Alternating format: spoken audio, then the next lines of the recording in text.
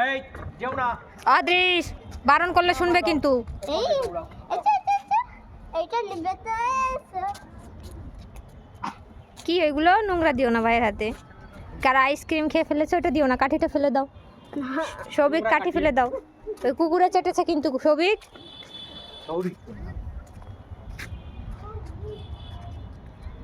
এদিকে এদিকে এটা কি বাবা কি লেখা আছে দেখো এটা কি লেখা আছে এটা